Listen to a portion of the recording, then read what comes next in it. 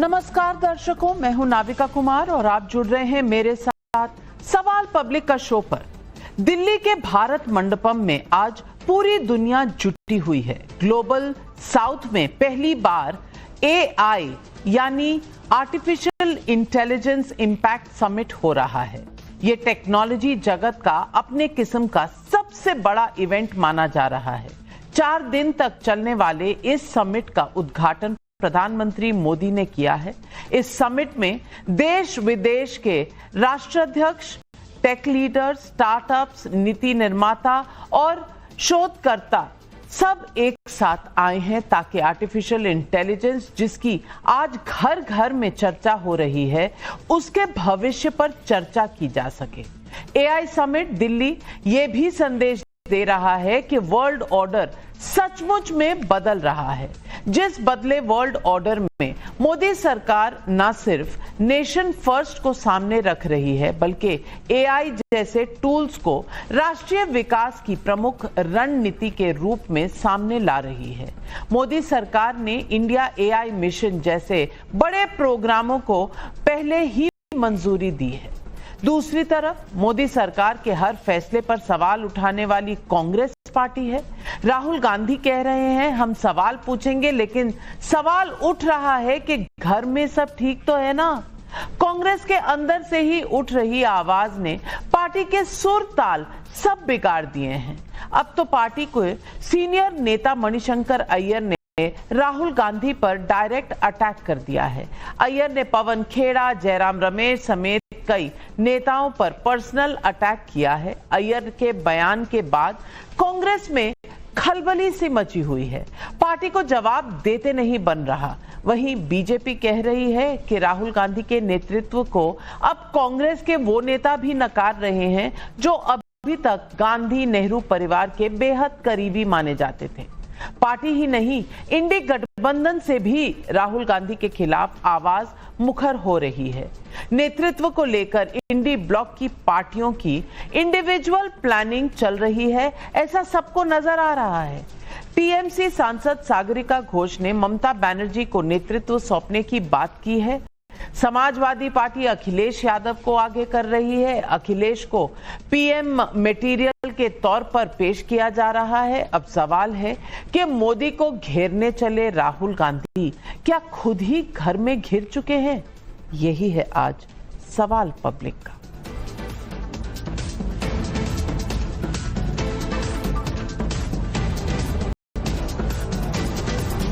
Congress party के अंदर राहुल गांधी के नेतृत्व के खिलाफ नाराजगी अब छलक कर बाहर आ रही है। मणिशंकर अय्यर ने राहुल गांधी पर डायरेक्ट अटैक करते हुए कहा कि वो नेहरूवादी हैं, गांधीवादी हैं, राजीववादी हैं, लेकिन राहुलवादी नहीं है।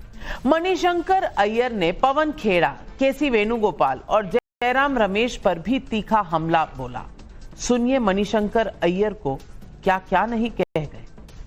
Is Pavan Khera or even K.C. Venugopal going to determine whether or not I am in the Congress?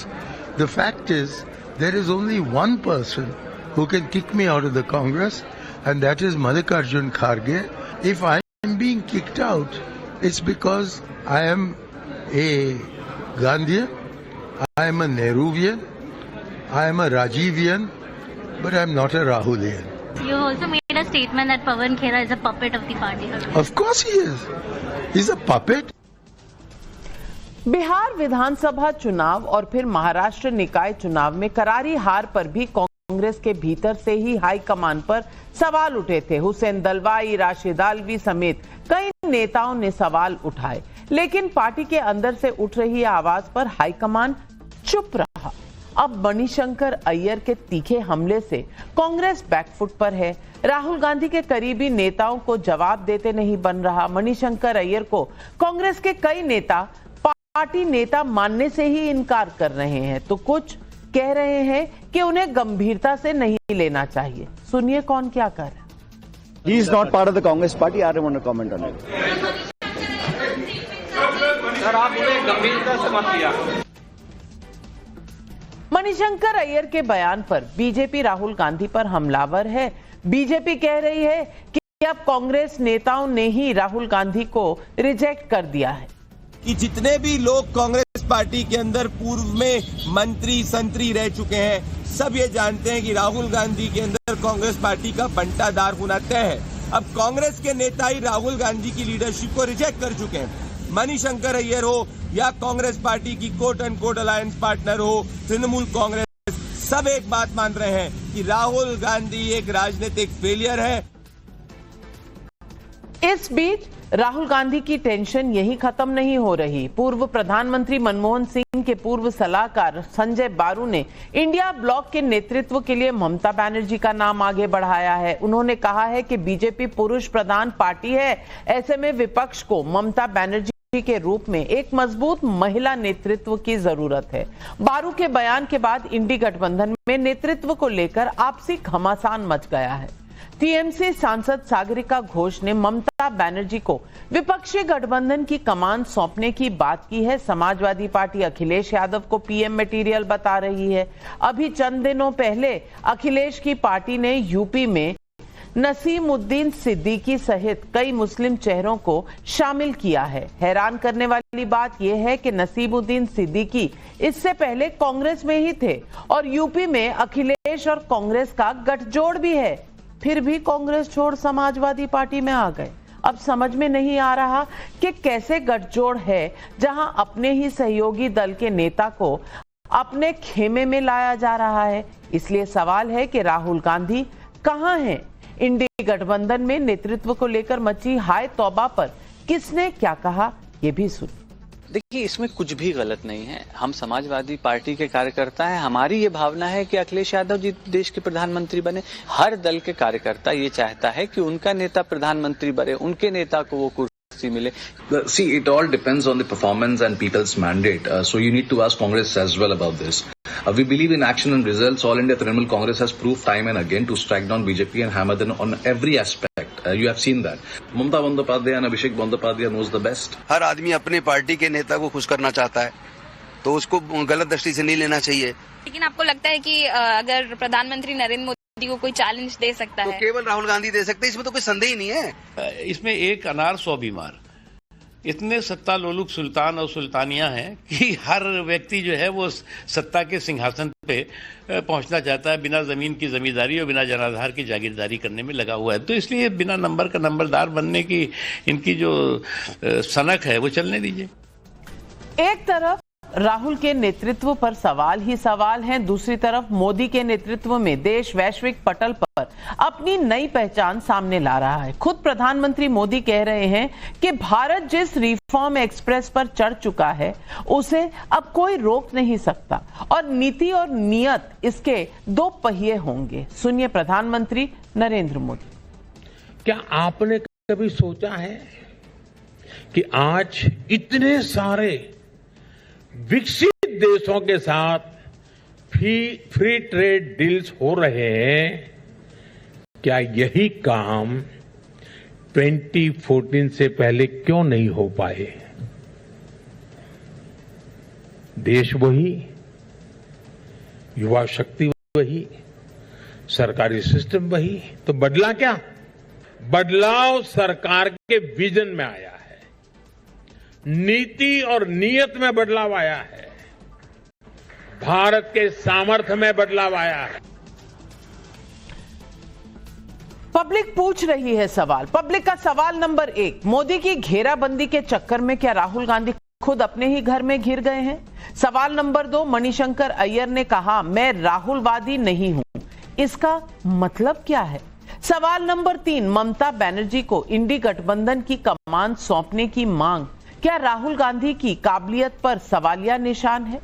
ये सवाल आज पब्लिक पूछ रही है। सवालों के जवाब देने के लिए आज हमारे साथ जुड़ रहे हैं बीजेपी की राष्ट्रीय प्रवक्ता राधिका खेड़ा जी, हर्षवर्धन त्रिपाठी वरिष्ठ पत्रकार, फराज किदवाई राष्ट्रीय प्रवक्ता है समाजवादी पार्टी के, तौसीफ अहमद खान नेता है तृणमूल कांग्रेस के सपोर्टर है, विवेक श्रीवास्तव नेता है लेफ्ट पार्टीज के, राजनीतिक विशेषज्ञ हैं।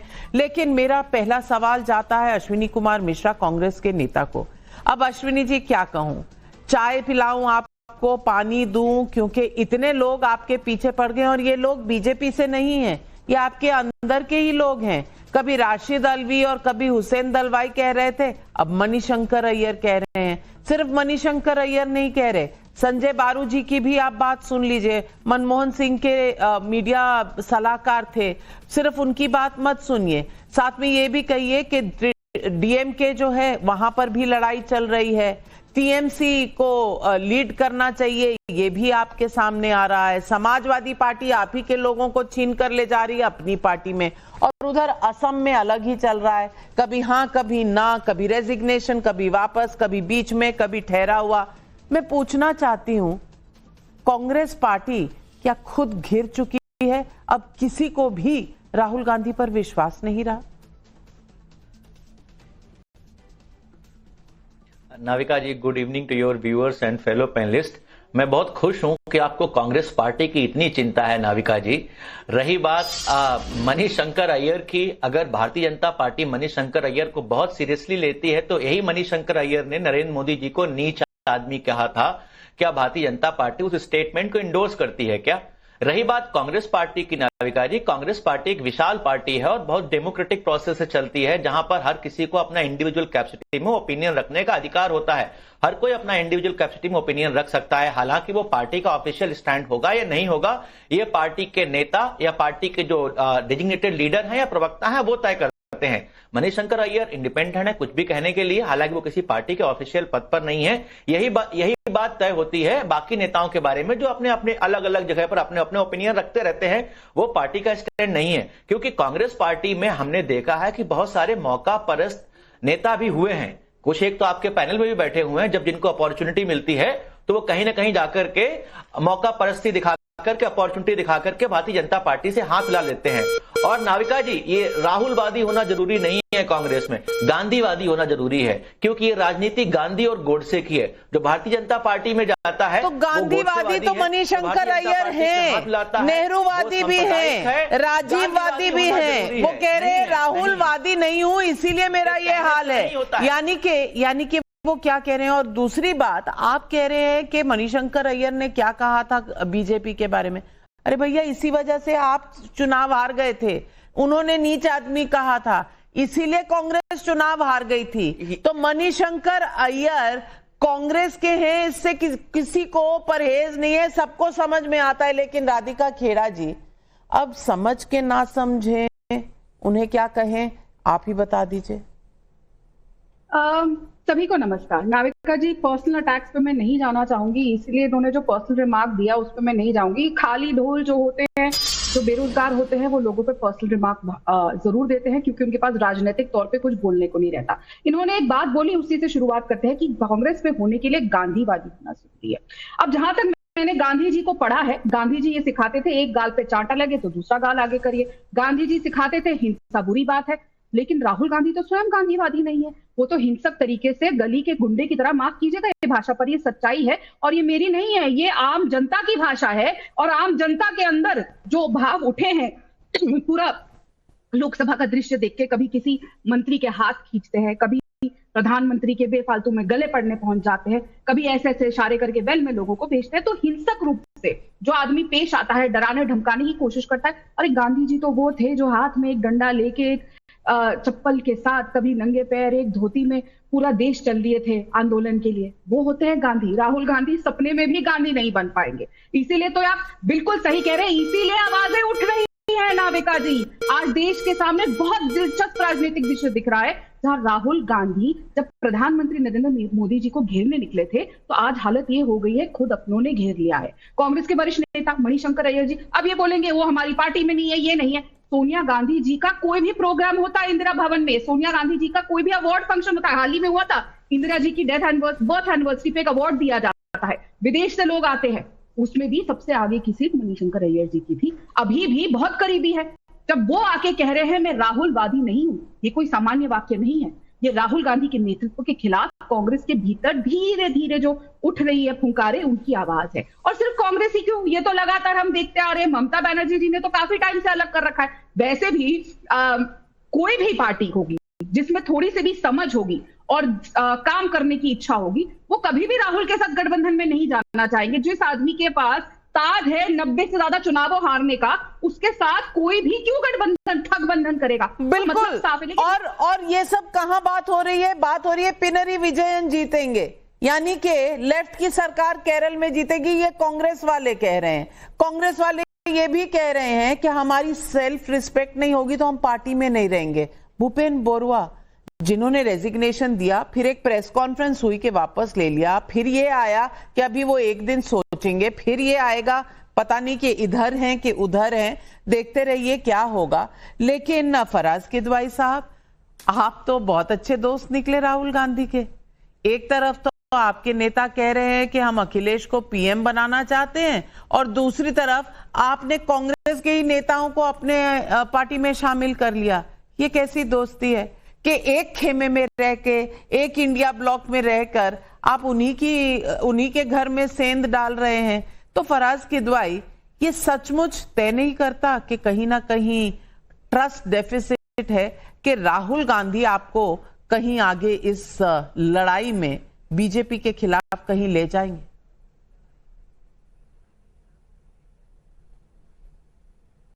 नविका जी, थैंक यू वेरी मच। देखिए, सबसे पहले तो मैं आपको एक बात क्लियर कर दूं, मैं समाजवादी पार्टी का कार्यकर्ता होने के नाते मेरी ये ख्वाहिश रहेगी और बहुत ही मेरा स्ट्रांग विश रहेगी कि आने वाले दिनों में, नियर फ्यूचर में, आदरणीय अखिलेश यादव जी इस देश के प्रधानमंत्री बने। वैसे ही तृणमूल कांग्रेस चाहेगी कि ममता बनर्जी जी बने। तो इसमें मुझे लगता है कि कोई प्रॉब्लम की बात नहीं होनी चाहिए। और दूसरी बात यह है कि हमारे यहां लोकतंत्र है नविका जी, इंडिया अलायंस में लोकतंत्र है। हम ये कह सकते हैं कि हम अपने राष्ट्रीय अध्यक्ष आदरणीय अखिलेश यादव जी को इस देश के प्रधानमंत्री के रूप में देखना चाहते हैं। मैं तो वो पूछना चाहता हूं कि जो एनडीए अलायंस है मोदी जी के नेतृत्व वाला, उसमें कोई भी अलाय पार्टनर उसकी अगर हैसियत हो तो ये कह के दिखा दे कि वो अपने नेता को इस देश का प्रधानमंत्री बनना चाहता है, उसी दिन वो गठबंधन से आउट हो जाएगा। तो ये तो हमारी खूबसूरती है। दूसरी बात, अभी आपने, हालांकि ये कांग्रेस का मैटर है, लेकिन चलिए मैं मणिशंकर अय्यर जी के स्टेटमेंट पे भी एक छोटा सा स्टेटमेंट दे देता हूं। मोहन भागवत जी ने 19 जुलाई सन 2024 को एक बात कही थी। उन्होंने कहा था कि पुरुष सबसे पहले सुपरमैन बनना चाहता है, फिर देवता बनना चाहता है, ये मैंने इंग्लिश टू हिंदी ट्रांसलेट कर दिया, और यहां तक कि विश्व रूप बनना चाहता है, और ये इच्छा ऐसी रखते हैं। तो ये उन्होंने किसके ऊपर कटाक्ष किया था? ऑर्गेनाइजर ने लिखा था, मुझे डेट नहीं याद है, आप टाइप कर लीजिएगा, कि Modi face is no more election winning face now. तो क्या ये मान लें कि आरएसएस और भारतीय जनता पार्टी में अदावत चल रही थी? जयप्रकाश नड्डा जी ने इंडियन एक्सप्रेस को एक इंटरव्यू दिया था, उसमें कहा था ना ना ना ना ना, अब मुझे आरएसएस की कोई जरूरत नहीं है, अब हम अपना खुद सक्षम हो चुके हैं। तो क्या यह मान लिया जाए इन बयानों के बाद कि भारतीय जनता पार्टी का अध्यक्ष और आरएसएस के शीर्षस्थ नेता एक दूसरे के ऊपर कटाक्ष कर रहे हैं? इसका मतलब आरएसएस और भारतीय जनता पार्टी में अदावत चल रही है। तो क्या यह मान लिया जाए? दूसरी बात, नविका जी मुझे यहां पर एक मान लिया जाए, लेकिन एक बेसिक डिफरेंस है फराज किदवाई साहब, बेसिक डिफरेंस है कि इंडिया अलायंस में सब तय कर रहे हैं कि हमारा नेता बन जाए प्रधानमंत्री, हमारा नेता, पूरी कंपटीशन है। कोई ममता बनर्जी, कोई अखिलेश यादव, कोई कह रहा है एमके स्टालिन, ये सब। वहां पर एनडीए में ऐसा नहीं है, सबने तय किया है कि प्रधानमंत्री तो नरेंद्र मोदी हैं। ये बेसिक डिफरेंस है। लेकिन राधिका खेड़ा जी, बीजेपी और आरएसएस में भी तो टकराव होता है, तो आप इतना क्यों सीरियसली ले रही हैं मणिशंकर अय्यर को?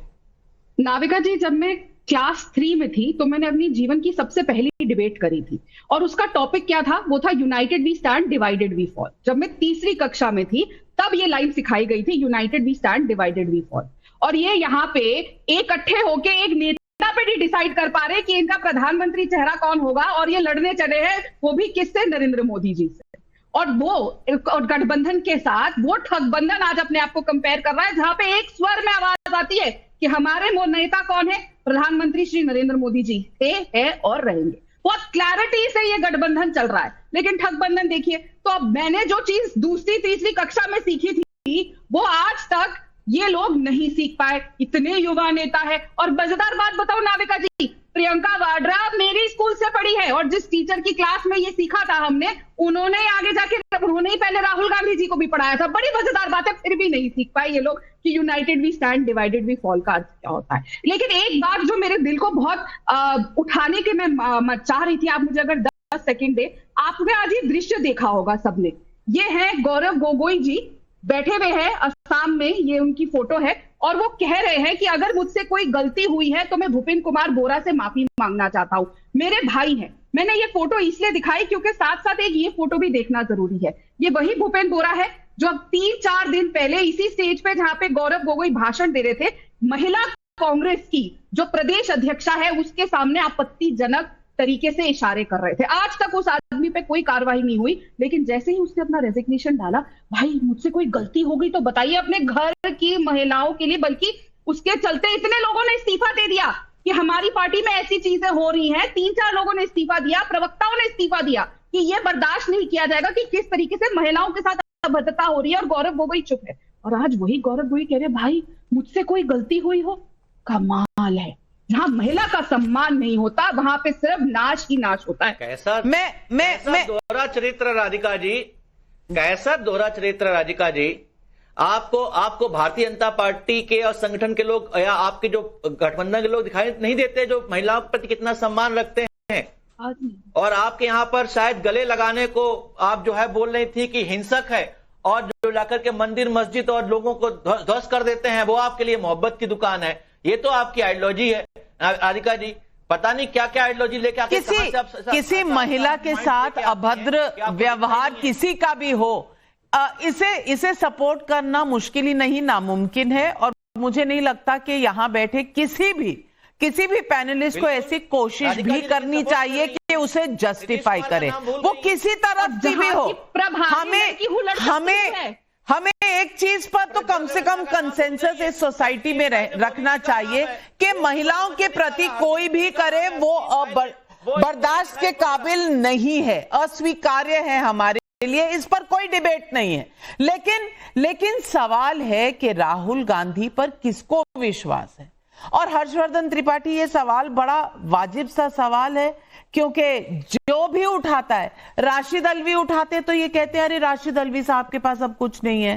हुसैन दलवाई जो कई पोजीशंस में रह चुके हैं वो कहते हैं, तो अब ये कहते हैं कि वो कांग्रेस के नहीं है। मणिशंकर अय्यर मंत्री रह चुके हैं, पंचायती राज इनका ब्रेन चाइल्ड था जो राजीव गांधी ने इंट्रोड्यूस किया था, और कितने नजदीकी रहे हैं ये गांधी परिवार के। ये सब इतना कुछ इस पर लिखा जा चुका है कि इसको दोबारा प्रूव करने की आवश्यकता नहीं है। लेकिन मणिशंकर अय्यर ने आज जो कहा है दिखाता नहीं है कि कांग्रेस कहां से कहां आ गई है, और ये राहुलवादी कांग्रेस क्या होती है।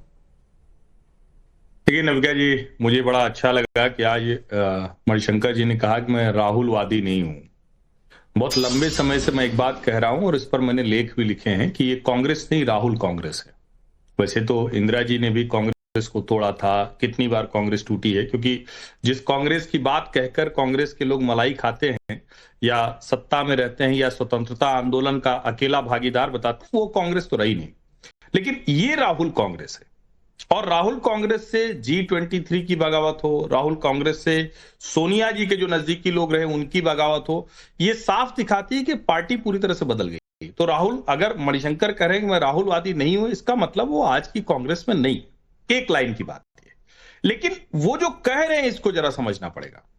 राहुल कांग्रेस आज के समय में ये समझने के लिए या कहें कि इस समझने की स्थिति में नहीं है कि भारत की राजनीति किस दिशा में जाएगी, उसको ये पता नहीं। वो पूरी तरह से अगर कम्युनिस्ट आइडियोलॉजी में ही ढकी मुंदी दबी खुली, तो फिर केरल में क्यों कोई कांग्रेस को वोट देगा, कम्युनिस्टों को ही वोट दे देगा। और आमतौर पर केरल में क्या होता रहा, एलडीएफ यूडीएफ फिर एलडीएफ, ऐसे चलता था। लेकिन राहुल जी वायनाड क्या लड़ने गए, फिर से एलडीएफ आ गई। ये सामान्य बात नहीं है। ये जो केरल के लिहाज से जो लोग केरल की राजनीति समझते हैं, दरअसल असली संकट राहुल गांधी, मूल समस्या राहुल गांधी में है। राहुल गांधी जब तक है तब तक कांग्रेस के लिए ऐसे स्वर, ऐसी बातें, ये बहुत सामान्य है। मैं इसको कोई बहुत आश्चर्यजनक नहीं मानता। विवेक श्रीवास्तव जी, मैं मणिशंकर अय्यर का एक और बयान सुना देती हूं। क्या कह रहे हैं आप सुनेंगे तो हैरान रह जाएंगे, सुनिए। Pinarayi will be the next chief minister. Now, Congress You see, as a congressman, please let me say it, as a congressman, I want the UDF to win. As a Gandhian, I'm obliged to tell the truth. I can only say that such an intelligent people can only elect the Pinarayi government because the Congress is a herd of competing scorpions. बिच्छुओं का झुंड है Congress party, इसीलिए वो कह रहे हैं कि केरल में कोई भी तय करेगा तो पिनरी विजयन की सरकार लाएगा, क्योंकि कांग्रेस में तो सिर्फ बिच्छू घूम रहे हैं। अब विवेक श्रीवास्तव जी, अब आप बताइए कि लेफ्ट की सरकार आएगी केरल में या कांग्रेस की? आप किसकी तरफ से बोलेंगे, पिनरी विजयन की तरफ से या राहुल गांधी की? देखिए, राज्यों का समीकरण अलग होता है, राज्यों की राजनीति अलग होती है, बिच्छू भी अलग होते हैं। हम लोग नहीं, बिल्कुल, ये आज से थोड़ी रहा, 1947 से 1950 के दशक से है। केरल में, बंगाल में, त्रिपुरा में, मणिपुर में भी हम लोग 10 साल रहे थे। कांग्रेस ही था जिससे सब लड़ते थे।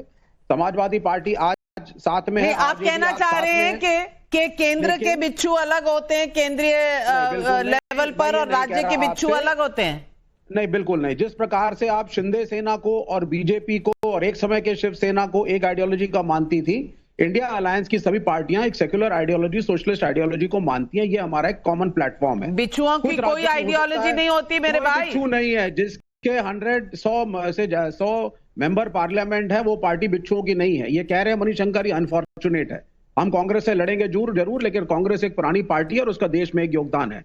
हमारा भी योगदान है। एक राज्य में एक अलग समीकरण है, लेकिन नेशनल लेवल पे जो आज डिबेट चल रही है प्रधानमंत्री पद के ऊपर है। और पहले भारत की राजनीति में अगर इतिहास में हम जाएंगे, तीसरे मोर्चे की सरकारें बनी हैं, कांग्रेस ने समर्थन दिया, कांग्रेस की सरकार बनी आपकी यूपीए की, उसको लेफ्ट के 65 मेंबर पार्लियामेंट ने समर्थन दिया। और प्रधानमंत्री का चुनाव इन सभी गठबंधनों के अंदर चुनाव जीतने के बाद हुआ। और कोई गारंटी नहीं है, जितना मैं राहुल गांधी को समझ सका हूं, आज मल्लिकार्जुन खड़गे अध्यक्ष हैं, हो सकता है कांग्रेस की अगर ज्यादा सीटें आए। सभी को अपने अपने दलों से प्रेम मेरे है। भाई, मणिशंकर अय्यर उस पार्टी के साथ 70 सालों से है, वो नहीं समझ पाए, आप समझ गए हैं। क्या बात है आपकी, क्या बात है? उनका कहना है राहुल गांधी का क्या योगदान है कांग्रेस पार्टी में और नेशनल पॉलिटिक्स में, कि ये कभी कहते हैं कि ये सूट बूट की सरकार है, कभी कहते हैं चौकीदार चोर है, कभी कहते हैं वोट चोर गद्दी छोड़, कभी कहते हैं जो उचित समझो वो कर डालो। हर्षवर्धन त्रिपाठी, उनका तो नारा भी एक नहीं रहता, आइडियोलॉजी कहां से एक रहेगी? और मुझे बता दीजिए, बिच्छुओं की अलग अलग आइडियोलॉजी होती है क्या? मुझे तो एक ही आइडियोलॉजी पता है कि जहां कोई मिले वहां डंक मार दो। नहीं, देखिए नविका जी, अगर ध्यान से देखिए तो ये गठबंधन का, इनके गठबंधन का चरित्र यही रहा। और विवेक भाई तो जिस विचार से आते हैं, वहां तो विचार के अंदर पार्टी के अंदर पार्टी बनती है। तो इसलिए मतलब ये तो मूल चरित्र है कि वो ये काम करते हैं। असली बात यह है, जिसको विवेक जी कह रहे हैं कि राज्य का अलग होगा, केंद्र का अलग होगा। अरे भाई, सरकार किसकी बनेगी? जो मणिशंकर अय्यर जी कह रहे हैं वो ठीक है या नहीं है? एक लाइन का सीधा सा सवाल है। गलत फिर अगर गलत कह रहे हैं ना, तो यानी पिनरी विजयन की सरकार नहीं बनेगी केरल में? नहीं, उन्होंने कांग्रेस को बिच्छू कहा, ये गलत कहा। नहीं, तो उन्होंने ये भी कहा कि पिनरी विजयन की सरकार बनेगी, तो आप चूज नहीं ना कर सकते। मनीष, आपको सवाल मैंने क्या पूछा है, मणिशंकर अय्यर सही है या गलत है? आप ये नहीं कह सकते पार्ट 1.04 मिनट पे जो बोला वो सही है, 1.08 पे जो बोला वो गलत है। मणिशंकर एज अ होल सही है या गलत है? नहीं, मणिशंकर अय्यर जी ने पिनराई विजयन को मुख्यमंत्री बनेंगे, ऐसा उनका एक राजनीतिक समझ है, हम उसका स्वागत करते हैं। लेकिन कांग्रेस को बिच्छू का मैं स्वागत नहीं करूंगा। नेशनल पार्टी है और हमारे इंडिया अलायंस की सबसे बड़ी पार्टी है और हर राज्य में है। अच्छा, इंडिया अलायंस की सबसे बड़ी पार्टी। चलिए, कंपटीशन का एक और पहलू आ गया। वहां ममता बनर्जी, अखिलेश यादव, एमके स्टालिन की बात चल रही थी। अब यहां तो लेफ्ट पार्टी से भी सबसे बड़ी पार्टी हो गई राधिका खेड़ा जी। ये तो कंपटीशन और गहरा होता चला गया और पब्लिक पूछ रही है। अनमोल भगत रांची झारखंड से पूछ रहे हैं, राहुल गांधी के नेतृत्व पर पार्टी के अंदर से बार बार आवाज उठ रही है। अब सवाल है कि कांग्रेस के लिए पार्टी बड़ी है या परिवार। विवेक शुक्ला वाराणसी से पूछ रहे हैं, इंडी गठबंधन में जितने दल हैं सभी को कमान चाहिए। क्या ये मोदी को हराने के लिए गठबंधन बना रहे हैं या फिर निजी स्वार्थ के लिए? कमल किशोर नोएडा यूपी से पूछ रहे हैं, समाजवादी पार्टी कांग्रेस के नेताओं को अपने पार्टी में शामिल कर रही है। अब सवाल है कि यूपी में राहुल वर्सेस अखिलेश होगा या फिर अखिलेश वर्सेस मोदी। राधिका खेड़ा जी जवाब दीजिए। नाविका जी देखिए, झगड़ा तो होना तय ही है। राहुल गांधी के टोकरी में अंडे कम है और ऑमलेट खाने वाले की लंबी लाइन लगी है। अब किसको कितना हिस्सा मिलेगा उसकी तो लड़ाई होनी है। भूखे सब है, कई सालों से कुछ खाने को नहीं मिला है और उनको ये भी दिख रहा है आने वाले समय भी नहीं निकलेगा।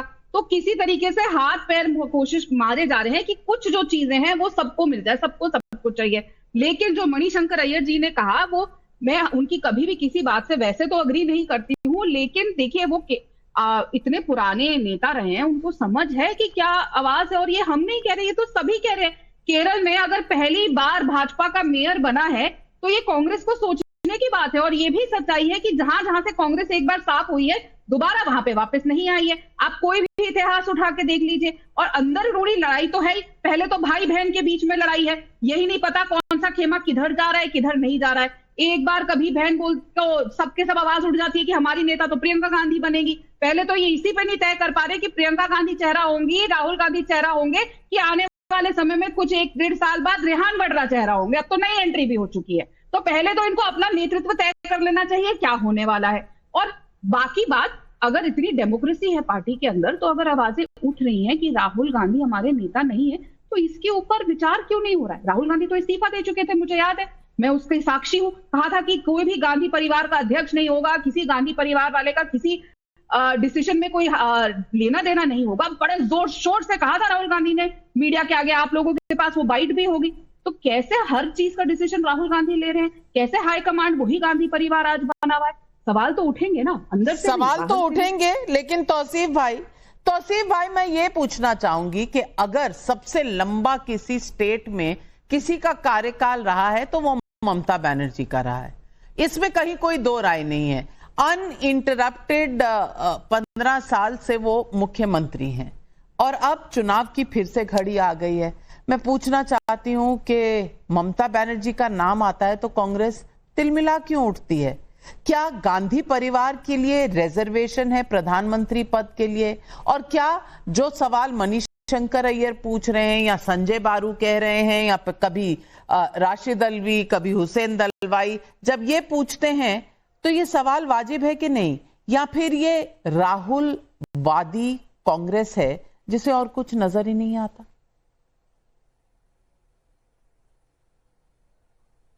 देखिए Navika ji, Rahul Gandhi leader of opposition है पार्लियामेंट में, तो उनका एक कद है। जहां तक आपने अब बात बोला कि लॉन्गेस्ट सर्विंग चीफ मिनिस्टर तो बंगाल से रहे, वो ज्योति बासु थे। और बेशक ममता बनर्जी, मैंने महिला चीफ मिनिस्टर और इस दौर की बात की, चीफ मिनिस्टर रही हैं, एक महिला मुख्यमंत्री रही हैं। जी हाँ, महिला मुख्यमंत्री की बात करें तो जी हाँ, और देश चाहेगा कि महिला प्रधानमंत्री बने तो बेशक ममता बनर्जी जो है, उन्होंने बोला भी पिछले चुनाव में कि हाँ, अगर ऐसा जिम्मेदारी उन्हें इंडिया अलायंस की तरफ से दी जाती है तो वो बिल्कुल लेंगी। क्योंकि अगर देश में आज कोई मोदी से, नरेंद्र मोदी की नीतियों से, नरेंद्र मोदी के राजनीति से लड़ रहा है तो वो ममता बनर्जी है। नरेंद्र मोदी ने पूरे ताकत झोंक दिए बंगाल को पिछले 3 चुनाव में कि यहां वो बीजेपी का कमल खिला दे, ऑपरेशन लोटस कर दे, जोड़ तोड़ करके पार्टी को भी तोड़ा, तृणमूल पार्टी के नेताओं को भी तोड़ा। बावजूद उसके वो बंगाल को अपने हाथ में नहीं ले पा रहे, क्योंकि ममता बनर्जी यहां पे बंगाल को प्रोटेक्ट कर रही है। तो हाँ, इसी तरीके से अभी तो लोकसभा चुनाव है नहीं, अभी तो स्टेट चुनाव है। स्टेट चुनाव में भी बीजेपी जो है अभी बैकफुट पे है। जब फिर से लोकसभा का चुनाव होगा तब उस वक्त में फिर से देखा जाएगा। इंडिया अलायंस का जो गठबंधन है वो लोकसभा के चुनाव के लिए है। स्टेट में ममता बनर्जी ने अकेले, पिछली चुनाव भी असेंबली इलेक्शन में तृणमूल कांग्रेस ने अकेले चुनाव लड़ा था, इस इलेक्शन में भी तृणमूल कांग्रेस अकेले चुनाव लड़ रही है और अपना एक पॉजिटिव रिजल्ट पिछली दोस्ती, कभी हाँ कभी ना की दोस्ती, कभी साथ कभी अकेले की दोस्ती। मौसम अच्छा होगा तो हम साथ साथ हैं, मौसम अच्छा नहीं होगा तो अकेले अकेले चले जा रहे हो। ये सवाल जनता पूछ रही है, मेरा ही सवाल नहीं है। ये सवाल पूछ रहे हैं अर्पण सेन कोलकाता से। टीएमसी ममता बनर्जी को इंडी गठबंधन की कमान देने की बात कर रही है, लेकिन बंगाल में अकेले लड़ने की बात करती है। ये कैसा गठबंधन है जो कभी हाँ कभी ना पर चल रहा है? हर्षवर्धन त्रिपाठी जी, अटपटा सा नहीं लगता? नहीं, देखिए मुझे कतई अटपटा नहीं लगता है नविका जी। और अब राहुल गांधी के साथ कोई भी नहीं खड़ा है, आप समझिए इसको। पार्टी के प्रवक्ता या पार्टी के पदाधिकारी या पार्टी के आईटी सेल, वो तो खड़ी ही रहेगी। आप, मैं कहता हूं राज्यों में कांग्रेस आपको नहीं खड़ा होना है, जनता खड़ी है। राहुल गांधी जी के साथ जनता खड़ी है, आपको खड़े होने की जरूरत नहीं है। दरबारी लोग नहीं, मुझे तो खड़ा भी नहीं होना है। राहुल गांधी जी के साथ जनता खड़ी है। नहीं भैया, मेरा इतना अश्विनी जी मतलब नहीं गड़बड़ मामला हुआ है कि मैं खड़ा हूं। अरे भैया, इतनी जनता खड़ी होती तो चुनाव जीत गए होते ना, बिहार का भी जीत गए होते, महाराष्ट्र में म्युनिसिपल इलेक्शंस भी जीत गए होते। जनता खड़ी होती तो मेरे भाई सर पे ताज होता। ये सवाल नहीं होते जो आज गठबंधन में सभी लोग आपसे पूछ रहे हैं, आपके अपने नेता पूछ रहे हैं, इसलिए थोड़ी ठंड रखिए। आप इस पता नहीं कांग्रेस के भीतर लोगों को अपनी असली दुर्भाग्य वाली चीजों पे बात करने की आदत है या रेटोरिक्स पे ही चलेंगे? वो करने को आप कर सकते हैं, इसमें कोई दिक्कत नहीं भाई। अच्छे एआई वीडियो भी कांग्रेस बढ़िया बनाती है, ये सब काम तो खूब करते हैं। मूल मुद्दा ये है कि पश्चिम बंगाल में कांग्रेस पार्टी कहां खड़ी है? क्या उसको कोई पूछ रहा है कि मोदी जी बेशरम और डरपोक हैं? आप उसको इंडोर्स करते हैं? सतपाल मलिक जी बोलते हैं मोदी जी। बात राहुल गांधी की है, बात राहुल गांधी की हो रही हो तो आप मोदी पे पहुंच जाते हैं। दिक्कत तो यही है ना राधिका खेड़ा जी। राहुल गांधी के नेतृत्व में क्या हो रहा है वो दिख नहीं रहा है। मोदी जी की चिंता करते रहते हैं सारे समय। सवाल नहीं पूछना। नाविका जी, क्या है ना जो इनका लव अफेयर चल रहा है ना इंडी ठगबंधन का, इस समय अगर जेनजी की भाषा में कहें तो वो सिचुएशनशिप चल रही है। Not officially dating but more than friends. और राहुल गांधी के हिसाब से अगर जेनजी की भाषा के हिसाब में बोले तो वो एक डिल्यूजनशिप में पूरी कांग्रेस रह रही है, जहां पे एक वन साइडेड इमेजिन रिलेशनशिप है और पर असलियत में कुछ है नहीं। तो वो सोच रहे हैं कि सारे की सारे इंडी ठगबंधन हमें अपना नेता मान रही है, पर सिचुएशनशिप है।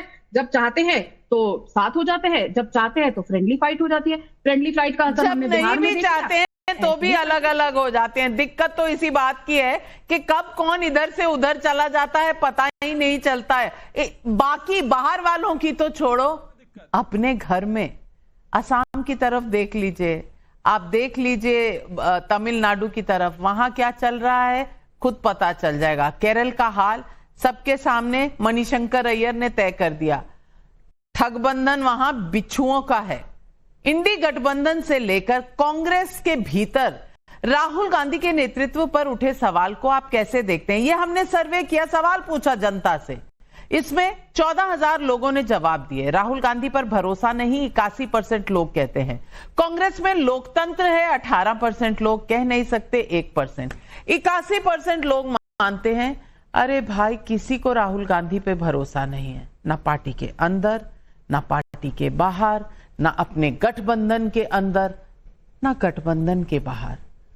95 हार दर्ज कराएंगे तो शायद सवाल तो पूछे जाएंगे। कांग्रेस के अंदर आप जितना मर्जी अपने आप को बचा लें, सवाल तो उठ रहे हैं। जवाब क्या है इसका इंतजार रहेगा। आज यही है सवाल पब्लिक का। तमाम पैनलिस्ट को धन्यवाद करती हूं और दर्शकों लेती हूं आपसे इजाजत। नमस्कार। जाइएगा मत न्यूज की पाठशाला।